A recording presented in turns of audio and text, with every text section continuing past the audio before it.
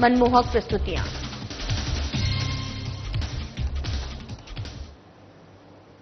रुक करते हैं खबरों की तरफ। राजस्थान के राज्यपाल हरिबाऊ बांगड़े बांसवाड़ा पहुंचे हैं।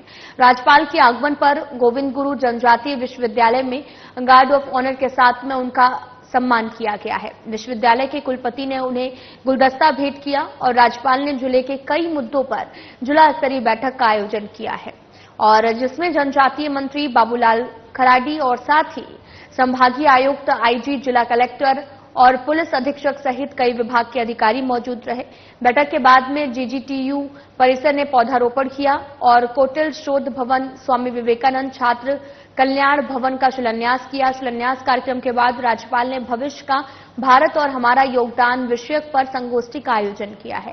साथ ही राजस्थान राज्य भारत स्काउट गाइड की ओर से 5वें राज्य स्तरीय जनजातीय महोत्सव का आयोजन किया जा रहा है, जिसका उद्घाटन राज्यपाल ने किया है।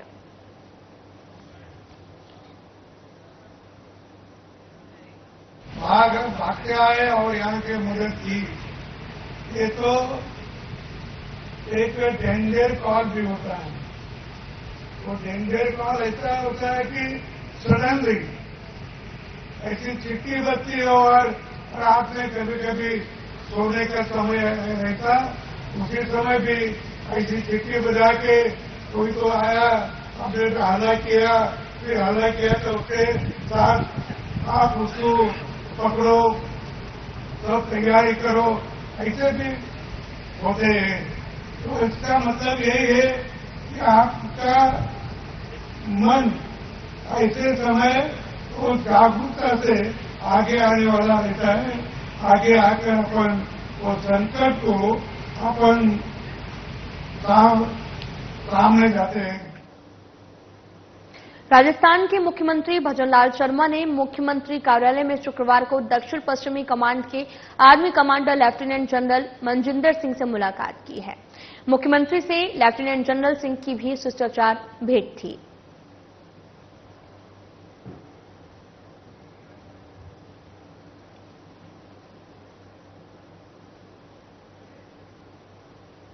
आयुष्मान योजना को लेकर गृह राज्य मंत्री ने लाभार्थियों से संवाद किया है, जिसके बाद में गृह, गौपालन एवं पशुपालन राज्य मंत्री जवाहर सिंह बेड़म ने कहा कि राजस्थान के मुख्यमंत्री भजनलाल शर्मा के नेतृत्व वाली सरकार के कार्यों से प्रदेश में सुशासन आया है। अपराधियों के विरुद्ध निरंतर कार्रवाई की जा रही है। राजस्थान को अपराध मुक्त बनाने का कार्य भी जारी है। गृह राज्य मंत्री बेड़म ने श्री गंगानगर जिले की टाटिया यूनिवर्सिटी में जनसेवा हॉस्पिटल, अन्य संस्थानों का अवलोकन करने के बाद ये बात कही है। इससे पूर्व राज्य मंत्री द्वारा जनसेवा हॉस्पिटल में आयुष्मान योजना के लाभार्थियों से संवाद करते हुए उन्हें मिलने वाले उपचार सुविधाओं की जानकारी ली। उन्होंने कहा कि संस्थान द्वारा प्रधानमंत्री के जन्मदिन पर मनाए जा रहे सेवा पखवाड़े के तहत आयुष्मान भारत, स्वच्छता पखवाड़ा जैसे कार्यक्रम का संचालन किया जा रहा है। चिकित्सालय में आने वाले रोगियों को मात्र 10 रुपए में उपचार की सुविधा दी जा रही है।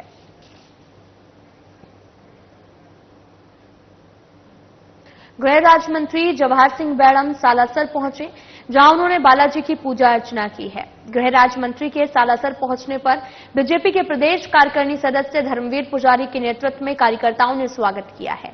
मंदिर में धर्मवीर पुजारी सहित पुजारी परिवार के सदस्यों ने गृह राज्य मंत्री जवाहर सिंह बेड़म से बालाजी की पूजा अर्चना संपन्न करवाई है। इस दौरान गृह राज्य मंत्री ने बालाजी से देश प्रदेश में सुख, समृद्धि और खुशहाली की कामना की। इसके बाद धर्मवीर पुजारी, मनोज भड़ेज और साथ ही सुरेश पुजारी ने बालाजी की तस्वीर भेंट कर स्वागत किया है।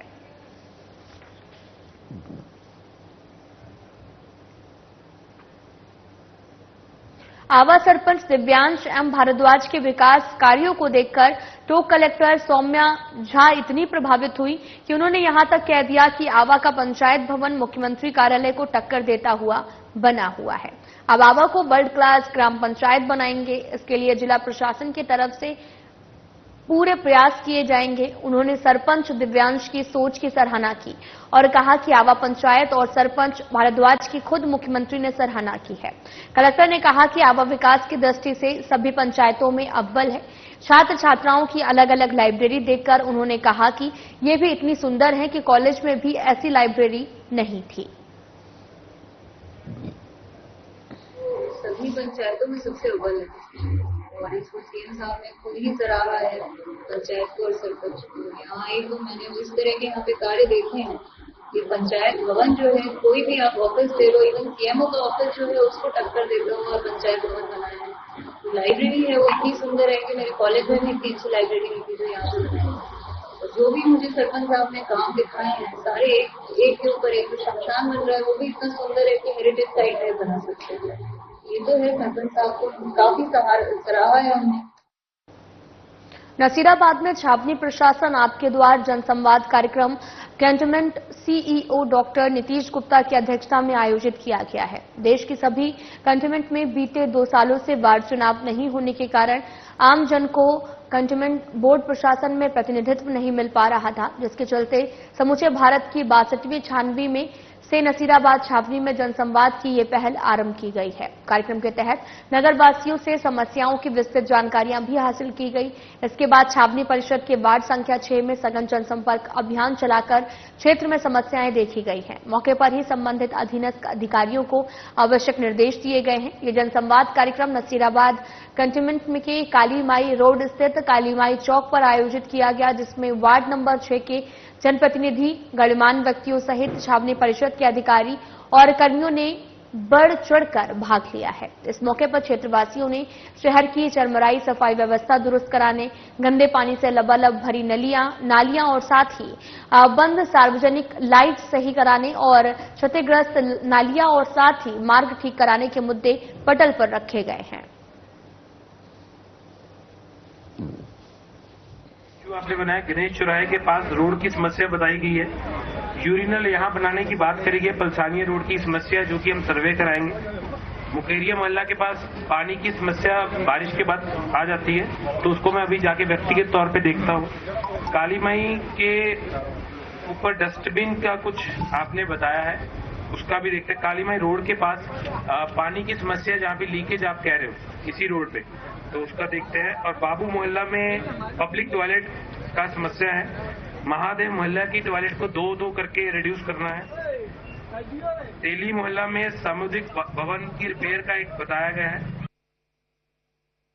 झालावाड़ के बस स्टैंड सर्किल पर देर शाम को श्री कृष्ण सेवा समिति झालावाड़ द्वारा भव्य भजन संध्या का आयोजन किया गया है, जिसमें स्थानीय भजन गायकों, लोक कलाकारों ने अपनी मनमोहक प्रस्तुतियां पेश की। भजन संध्या के बाद श्री कृष्ण सेवा समिति द्वारा एक लकी ड्रॉ का भी आयोजन किया गया, जिसमें पर्ची के माध्यम से भाग्यशाली लोगों को पारितोषिक वितरण किया गया। मामले की जानकारी देते हुए समिति सदस्यों ने बताया कि श्री कृष्ण सेवा समिति झालावाड़ द्वारा 10 दिवसीय गणेश महोत्सव का आयोजन किया गया था। इसके समापन पर देर शाम भजन संध्या का आयोजन झालावाड़ बस स्टैंड सर्किल पर किया गया।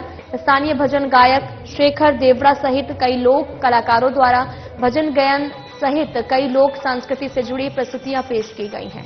देर रात तक चले कार्यक्रम का शहर के नागरिकों ने जमकर लुत्फ उठाया है।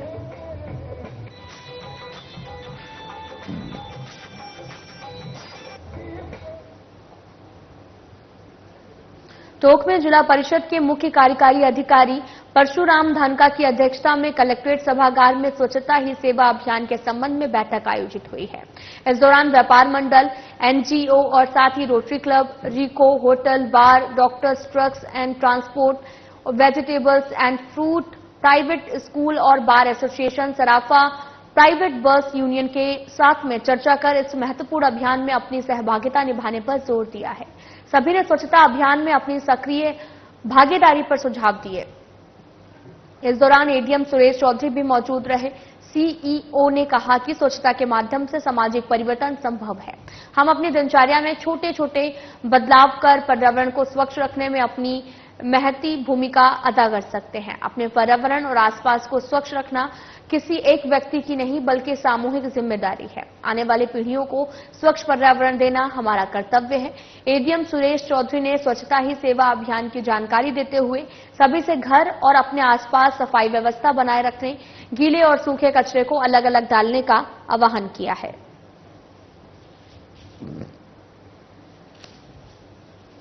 इस सेवा अभियान के तहत जिस प्रकार से मीटिंग हुई उसमें केवल स्वच्छता के बारे में बातचीत हुई। इसमें सीओ साहब, एडीएम साहब, कमिश्नर मैडम के समक्ष हम बैठे।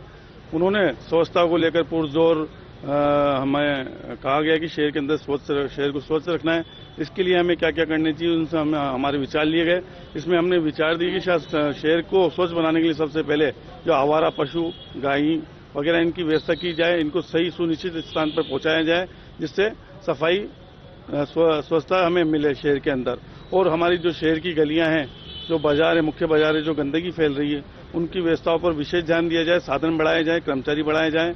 अगर किसी प्रकार से नगर परिषद को कोई परेशानी है तो डीएलबी द्वारा फंड की व्यवस्था की जाए, जिससे शहर में स्वच्छता पूर्ण रूप से हमें दिखने को मिले। पुलिस मुख्यालय के निर्देश पर झालावाड़ जिले में आदतन अपराधी और 7 हिस्ट्रीशीटरों का चालानशुदा बदमाशों के खिलाफ कार्रवाई करते हुए आज सुबह से ही जिले के सभी थाना क्षेत्र में पुलिस ने एरिया डोमिनेशन अभियान चलाया है। और ऐसे में जिले के पुलिस अधिकारियों के नेतृत्व में कई थाना क्षेत्रों में पुलिस की दर्जनों टीमें बदमाशों के ठिकानों पर कार्रवाई कर रही हैं। इस दौरान एनडीपीएस, आर्म्स एक्ट सहित कई मामलों को लेकर बदमाशों को हिरासत में लेकर पूछताछ भी की जा रही है। समय समय पर पुलिस विभाग के द्वारा बदमाशों पर अंकुश लगाने, अपराधी घटनाओं को रोकने के लिए इसी तरह के कई जिलों में एरिया डोमिनेशन अभियान के तहत में बदमाशों के खिलाफ कार्रवाई की जा रही है। इसी कड़ी में जिले के 27 थाना क्षेत्रों में 2 एएसपी, 7 डीएसपी सहित थाना अधिकारियों के नेतृत्व में कई पुलिस टीम में इस कार्रवाई में लगी हुई है। देर शाम तक जिले में हुई पूरी कार्रवाई का आंकड़ा पुलिस ने जारी करेगी।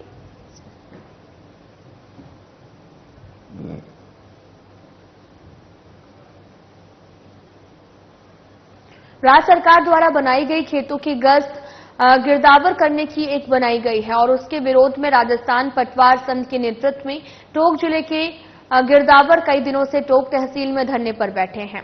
गिरदावर कई मांगों के साथ में हमने प्रशासन को अवगत करवा दिया है। सबसे पहले तो हमारे जो अपने लोकेशन की बात देता है वो खत्म की जाए, क्योंकि उसमें हमारी महिला गिरदावर वो पटवारी को कहीं परेशानियों का सामना करना पड़ता है और उनकी सुरक्षा की भी कोई जिम्मेदारी नहीं हो पाती है। ये धरना राजस्थान पटवार संघ की ओर से ये धारणा जब तक मांगे नहीं मानी जाएगी तब तक अनिश्चितकालीन तक चलता रहेगा।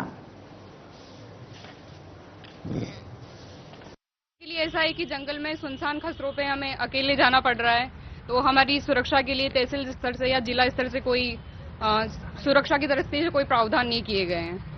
अब अकेले सुनसान जंगलात इलाकों में जाना हमारी सुरक्षा के लिए खतरा है। तो मेरा सरकार से यही आह्वान है कि हमारी सुरक्षा के लिए एक महिला कांस्टेबल अवेलेबल कराई जाए हमें। देखिए, राज्य सरकार ने हमारी गिरदावरी ऐप में मतलब ऑनलाइन गिरदावरी करने के लिए एक ऐप बनाया है, गिरदावरी ऐप। उस गिरदावरी ऐप में गत साल तो सरकार ने ऑफलाइन ही गिरदावरी करना था हमारे को, लेकिन अब की बार क्या है, सरकार भू प्रबंध आयुक्त महोदय द्वारा ये शर्तें उसमें एनुअल कर दी इस ऐप में कि सबसे पहले तो आपको लोकेशन में जाना पड़ेगा। हमने उनकी बातें मान ली, भाई लोकेशन में जाना है, लेकिन अभी बरसात का जो मौसम था उसमें खेत से भरे हुए पानी से कीचड़ है खेतों में और तारबंदी अधिकतर खेतों में हो चुकी है। हमारे महिला साथी भी है जो अकेली गश्त गिरदावरी नहीं कर सकती, क्योंकि अकेला जो जंगल जो खेत है वहाँ पर ना तो काश्तकार मिलता है वर्तमान में, न ही कोई महिला पटवारी के साथ में कोई कार्मिक या कोई ऐसा पुलिस का कोई जाब्ता जाता है, ऐसा कुछ भी नहीं है। टोंक जिले की सभी सहकारी समिति में खाद न आने से किसानों को परेशानी हो सकती है। भारी परेशानी से 10 से 15 दिनों बाद सरसों और गेहूं की बुआई होने वाली है और लेकिन अभी तक सहकारी समितियों में खाद नहीं पहुंचने से सहकारी समितियों के अध्यक्ष जिला कलेक्टर कार्यालय पहुंचकर ज्ञापन सौंपा और कई मांग बताते हुए बताया कि सरकारी समिति लगातार उर्वरक वितरण करने में सबसे आगे रही है, लेकिन इस वक्त 15,000 मैट्रिक टन खाद की जरूरत है जो अभी तक नहीं पहुंची है। खाद कंपनियों द्वारा बाध्य किया जाता है और उनके साथ तरल यूरिया साथ में लिया जाए, किसानों को डिस्ट्रीब्यूशन किया जाए, लेकिन किसानों द्वारा तरल यूरिया नहीं लिया जाता है, जिसके कारण वो डंप होता जा रहा है। पिछले साल भी लगभग 1 लाख से 2 लाख रुपए के तरल यूरिया डंप हो गए हैं, जिसके कारण सहकारी समितियों को भारी परेशानियों का सामना करना पड़ रहा है। जिला कलेक्टर से गुहार लगाकर जल्द से जल्द सभी सहकारी समितियों में खाद की पूर्ति करें ताकि किसानों को लाभ मिल सके। सभी साथी सहकारिता से जुड़े पदाधिकारी है, विभिन्न ग्राम सेवा सहकारी समितियों, क्रयकारी सहकारी समिति के अध्यक्ष गण है मेरे साथ सब। हम लोगों की महत्वपूर्ण समस्या विगत 25 सालों से सहकारी समितियां उर्वरक विपणन में महत्वपूर्ण भूमिका निभा रही है और इस वर्ष सबसे बड़ी समस्या ये है कि खाद का स्टॉक किसी भी समिति में नहीं है। हमारे अनुमान से जैसा कम से कम भी 15,000 मीट्रिक टन खाद की जरूरत इस सरसों और गेहूं की बुआई के लिए जरूरत होगी, लेकिन अभी करीब 15 दिवस बाद बुआई शुरू होने वाली है और आज के वक्त में कतई खाद नहीं है। राजस्थान प्रदेश पटवार संघ के आह्वान पर नसीराबाद पटवार संघ ने अनिश्चितकालीन पेन हड़ताल की है, जिसमें आमजन को परेशानी झेलनी पड़ रही। पटवार संघ उपशाखा नसीराबाद के अध्यक्ष दाताराम ने बताया कि उपखंड अधिकारी देवीलाल यादव के मार्फत प्रमुख शासन सचिव राजस्व विभाग जयपुर के नाम पर मांग पत्र सौंपा गया है। उन्होंने मांग पत्र में राजस्व कर्मियों को लैपटॉप और प्रिंटर उपलब्ध करवाने, राजस्व सेवा परिषद की लंबित मांगों को क्रियान्वयन करवाने, विभागीय पदोन्नति समिति की बैठक में समय पर आयोजित करके पदोन्नति समयबद्ध तरीके से की जाने और साथ ही भू प्रबंधन आयुक्त द्वारा जारी पटवारियों की वरिष्ठतम सूची को निरस्त करवाने, राजस्थान तहसील सेवा नियम में संशोधन, पटवारी के अभाव, अभियोग के निस्तारण, फसल खरीद की ऑनलाइन गिरावरी आदि मांगों को लेकर मांग पत्र दिया गया है। धरना प्रदर्शन के दौरान पटवारियों ने जमकर नारेबाजी की है। इस मौके पर पटवारी मीनाक्षी, रामजीलाल, ललिता, जमुना, गरिमा आदि पटवारी भी मौजूद रहे। पटवारी दाताराम, तहसील नसीराबाद, प्रदेश अध्यक्ष पटवार संघ के आह्वान पर धरना प्रदर्शन किया जा रहा है गिरदावरी ऐप में प्रॉपर संशोधन के लिए, और ये धरना तब तक जारी रहेगा जब तक प्रॉपर संशोधन ना हो जाए। जिला मुख्यालय सहित जिले के समस्त अस्पतालों में मौसमी बीमारियों के चलते बागड़ अस्पतालों में मरीजों की भीड़ लगने लगी है, जिसकी वजह से अस्पतालों में मरीजों की लंबी लंबी लाइन लगने लगी, तो वहीं मरीजों को इलाज कराने में परेशानियों का सामना करना पड़ रहा है।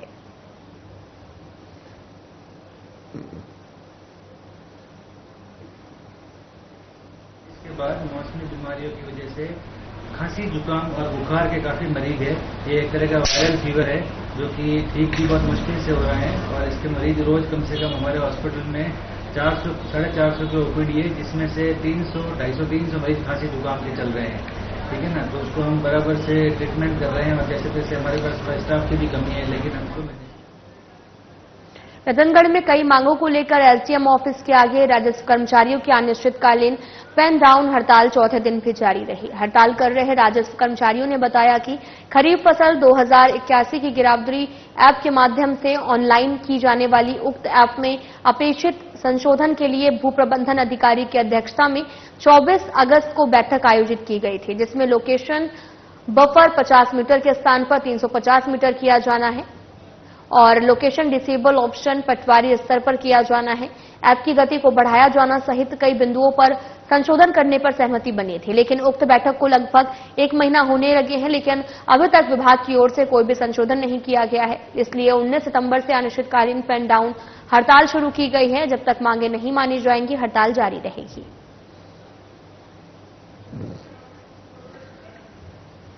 फसल खरीफ 2021 की गिरदावरी ऐप के माध्यम से ऑनलाइन की जानी थी। उक्त ऐप में अपेक्षित संशोधन हेतु भू प्रबंधन अधिकारी की अध्यक्षता में 24 अगस्त को बैठक आयोजित की गई, और जिसमें लोकेशन बफर 50 मीटर के स्थान पर 350 मीटर किया जाना था। लोकेशन डिसेबल ऑप्शन पटवारी स्तर पर किया जाना था, और किसान की गिरदावरी करते समय पटवारी द्वारा सत्यापन लोकेशन पर जाकर न किए जाकर ऑफलाइन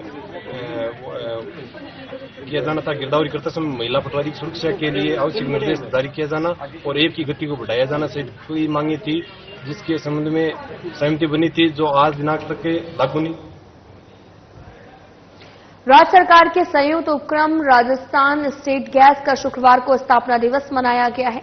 आरएसजीएल के प्रबंध संचालक रणवीर सिंह ने इस अवसर पर सभी प्रमोटर्स, स्टेक होल्डर्स, अधिकारियों और कर्मियों को बधाई देते हुए संस्थान के उत्तरोत्तर प्रगति की कामना की है। उन्होंने बताया कि आरएसजीएल की ओर से 16 सीएनजी स्टेशन के माध्यम से 24 घंटे वाहनों को सीएनजी गैस उपलब्ध कराई जा रही है और इस साल 2 नए सीएनजी स्टेशन शुरू किए जाएंगे। उन्होंने कहा कि इस साल आरएसजीएल स्थापना के 11 साल पूरे होने पर सालाना कारोबार को 92.52 करोड़ से बढ़ाकर 111 करोड़ तक पहुंचाने के समग्र प्रयास जो है वो किए जाएंगे। वहीं सिंह ने बताया कि आरएसजीएल की तरफ से कोटावासियों को प्रोत्साहित करने के लिए राजस्थान दिवस स्थापना दिवस। और साथ ही आपको बताते चले कि घरेलू गैस कनेक्शन के लिए प्रत्येक बिलिंग चक्र में 3-3 standard cubic metre gas billing चक्र अवधि के लिए निःशुल्क उपलब्ध होगी।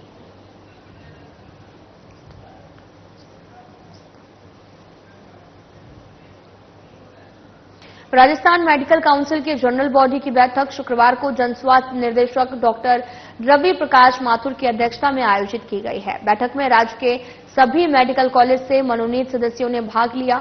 जन स्वास्थ्य निर्देशक डॉक्टर रवि प्रकाश शर्मा ने बताया कि बैठक में पैनल एंड एथिकल कमेटी के समक्ष कुल 17 प्रकरण प्रस्तुत किए गए हैं, जिसमें एनएमसी दिल्ली के दिशा निर्देश के अनुसार एक चिकित्सक का पंजीकरण निरस्त किया गया और 9 चिकित्सकों को चेतावनी भी जारी की गई। उन्होंने बताया कि फर्जी दस्तावेज लगाए जाने के कारण डॉक्टर राहुल वर्मा का पंजीकरण निरस्त किया गया। वहीं रजिस्ट्रार डॉक्टर राजेश शर्मा ने भी वो बताया कि राजस्थान मेडिकल काउंसिल के समस्त रिकॉर्ड को ऑनलाइन करने, चिकित्सकों के क्रेडिट अवार्ड बढ़ाने के लिए ऑनलाइन CME सिस्टम लागू करने, परिषद में पंजीकृत चिकित्सकों को QR कोड वाले स्मार्ट कार्ड वो बनाने की प्रगति की ओर बैठक में समीक्षा की गई है।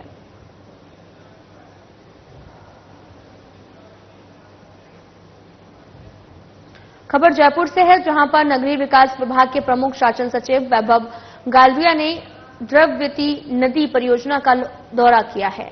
उन्होंने JDA और टाटा प्रोजेक्ट के अधिकारियों को 45 दिन में कार्य योजना तैयार कर नदी को पूर्ण रूप से साफ करने के निर्देश दिए हैं। प्रमुख शासन सचिव ने द्रव्यवती नदी की मेंटेनेंस के कई मुद्दों को संबंधित JDA और टाटा प्रोजेक्ट के अधिकारियों को सीवर के गंदे पानी रोकने के लिए JDA और नगर निगम हेरिटेज ग्रेटर के संयुक्त बैठक आयोजित कर इस संबंध में निर्णय लेने के निर्देश दिए गए। वहीं उन्होंने सुशीलपुरा में निर्माणाधीन STP के क्रम में अधिकारियों को निर्देश दिए कि JDA ट्रिब्यूनल में लंबित वाद के विरुद्ध JDA की ओर से प्रभावी पैरवी कर उक्त STP के कार्य को शीघ्र पूर्ण किया जाए, जिससे सीवर के गंदे पानी की आवक रोकी जा सके।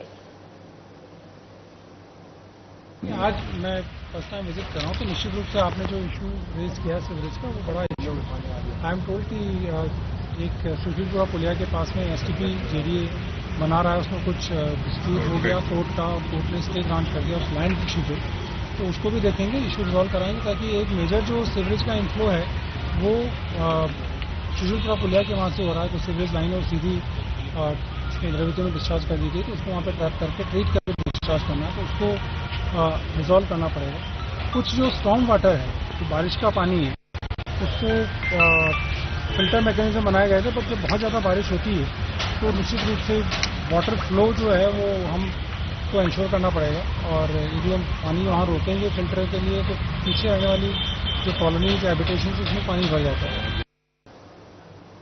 राजस्थान निर्यात संवर्धन परिषद और अमेजन ग्लोबल सेलिंग के संयुक्त तत्वाधान में 2 दिवसीय निर्यात जागरूकता से संबंधित वर्कशॉप और ट्रेनिंग प्रोग्राम उद्योग भवन जयपुर में आयोजित किया गया। कार्यक्रम का उद्घाटन राजस्थान निर्यात संवर्धन परिषद के मुख्य कार्यकारी अधिकारी PR शर्मा ने दीप प्रज्वलन करके साथ किया। उक्त कार्यक्रम का मुख्य उद्देश्य प्रदेश के निर्यातों को विश्व भर में अपने उत्पाद के सुगम निर्यात के लिए एक ऑनलाइन मंच प्रदान करना है। राजस्थान निर्यात संवर्धन परिषद के मुख्य कार्यकारी अधिकारी PR शर्मा ने कार्यक्रम में आए निर्यातकों को संबोधित करते हुए उन्हें ई-कॉमर्स और निर्यात संबंधी जानकारी प्रदान की है। राजस्थान सरकार की ओर से निर्यात के क्षेत्र में किए जा रहे नवाचारों से अवगत कराया गया।